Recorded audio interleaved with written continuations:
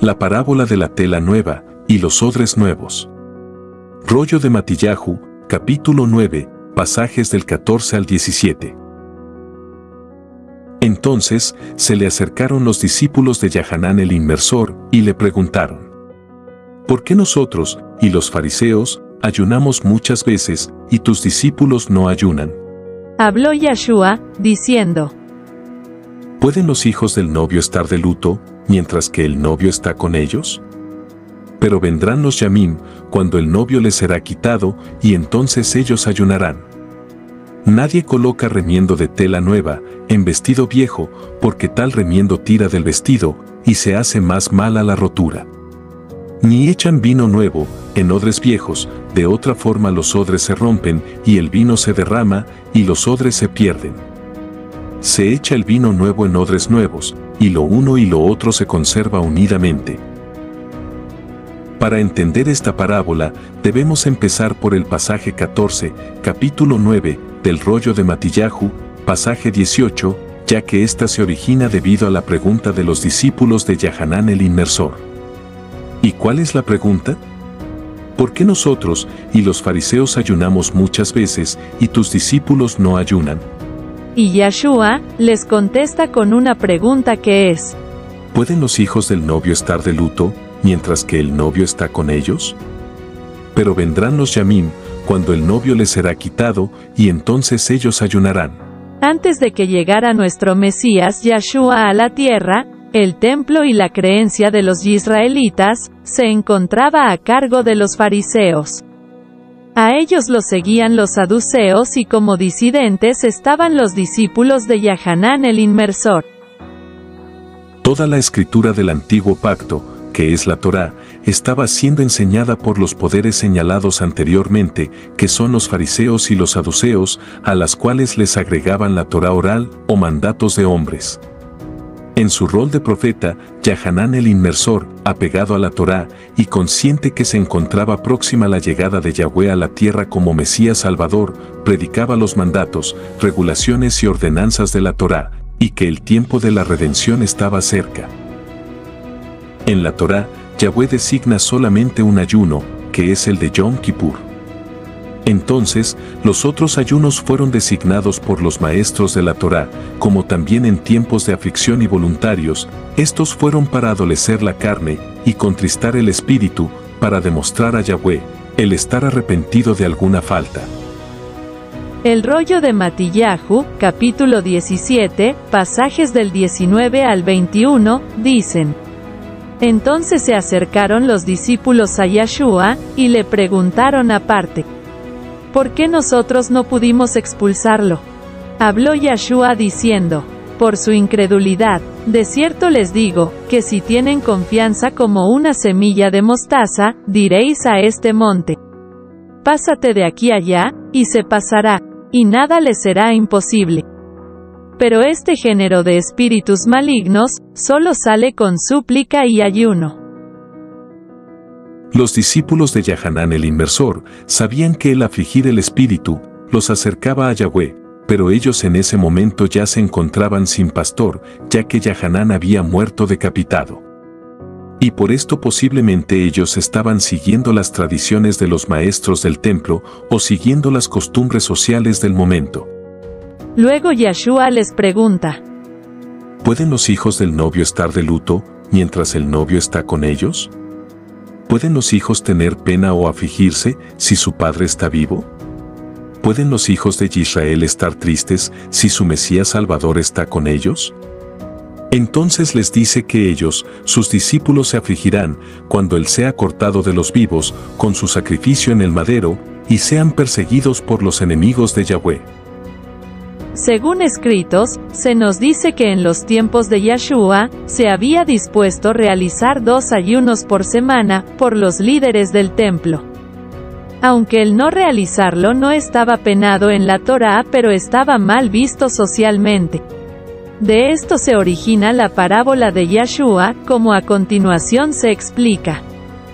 Nadie coloca remiendo de tela nueva en vestido viejo, porque tal remiendo tira del vestido y se hace más mala la rotura. El antiguo pacto había sido reemplazado casi en su totalidad por la Torá oral o mandatos de hombres. Esto nos habla de que la Torá había sido contaminada o tergiversada a beneficio de los gobernantes del templo, y esto se había vuelto una costumbre difícil de cambiar. Yahshua les estaba diciendo que ellos lo aceptarían en un principio, pero después tendrían conflictos en cuanto a su palabra, la que se opondría a la de los gobernantes en mención. Aquí Yahshua no te está diciendo que deseches la Torá para aceptar el Brit Hadashah, sino que tomes el Brit Hadashah con su base que es la Torá y deseches las costumbres agregadas por los gobernantes del templo. Porque mi yugo es fácil, y mi carga ligera. El yugo es la Torá, la carga es cumplirla, y cumplirla es fácil. Hablaremos de esto en otro video. Entonces la tela nueva es Yahshua, el vestido viejo es la Torá oral, que son las costumbres de los líderes del templo, ya que los gobernantes las hicieron ley. Hasta que la gente comprenda que la Torá no ha sido abolida, hasta entonces no conseguirá vestirse con las ropas nuevas que trae Yahshua. Entonces tela nueva para vestido nuevo.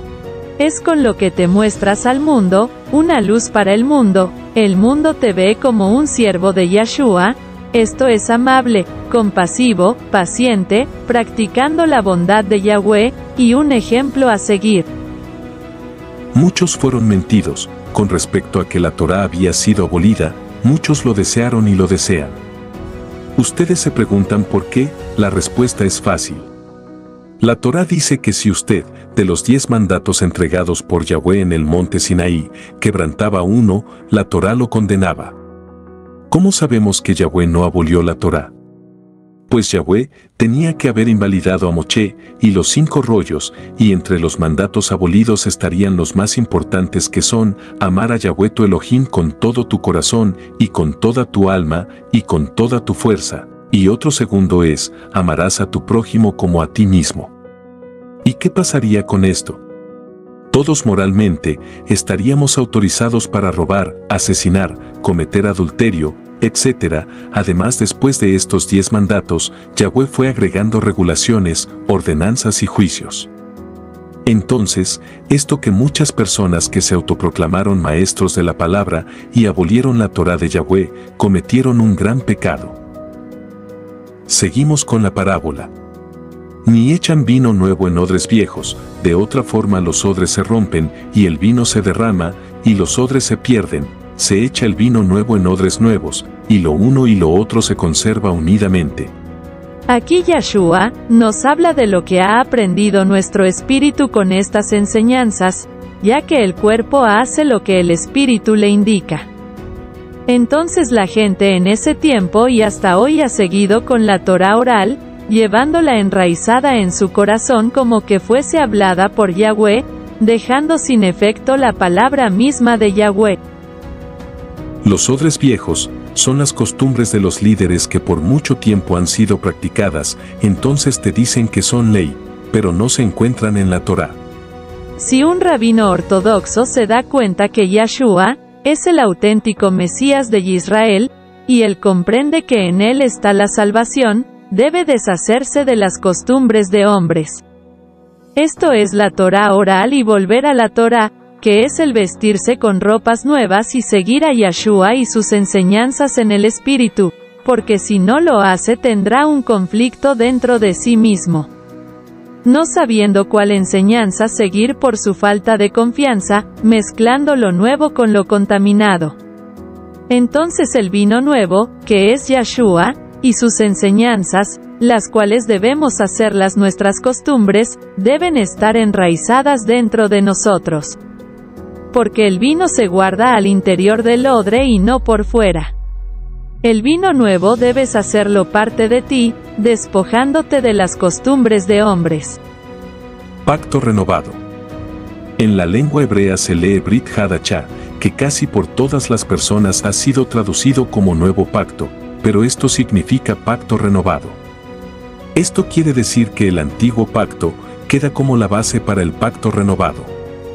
El por qué se llama pacto renovado, lo dejaremos para otro video.